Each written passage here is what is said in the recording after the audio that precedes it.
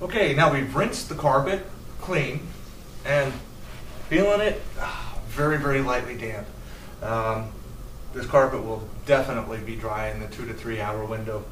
But looking around, there's a couple of light spots that didn't completely come out. So the next step of our process is to go through and find any of the light spots that may have not come out and apply an encapsulating spotter.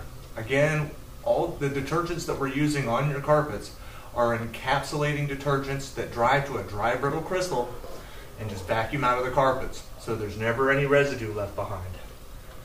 You know, these spots aren't very noticeable, and you may not find them, but I know they're there. Just apply it, give it a light, and voila. The last little bit of the spot's gone. We can move on to the next step, which is to apply the Teflon-based or Scotchgard-based stain and soil retardant to the carpet, so that the carpets will stay clean as long as they possibly can and will resist penetration. All right, now that the carpets are clean, they've been pre-spotted, pre-treated, cleaned, post-spotted. Now we're to the point where we're going to put down the Scotchgard stain and soil retardant to the carpet.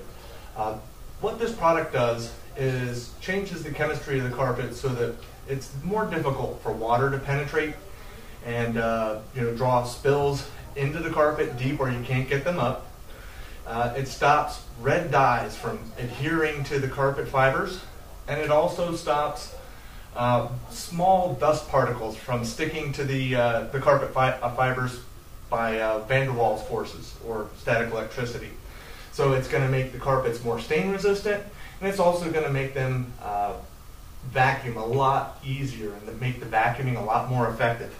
We mix the Scotchgard up for each job based on the size of the area that we've done, so that we apply exactly what the manufacturer recommends.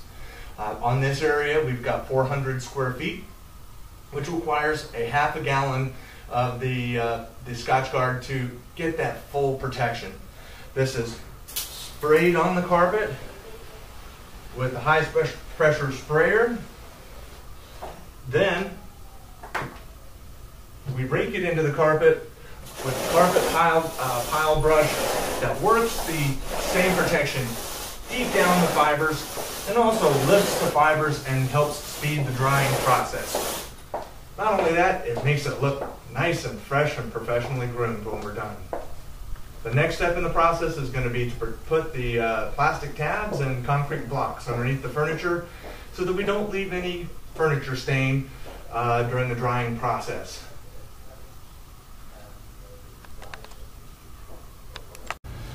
Now that we've got the carpets treated with the Scotchgard stain and soil retardant, the last step of our process is to make sure that the carpets don't get any furniture stain or rust marks, anything of that nature due to being set on slightly moist carpet.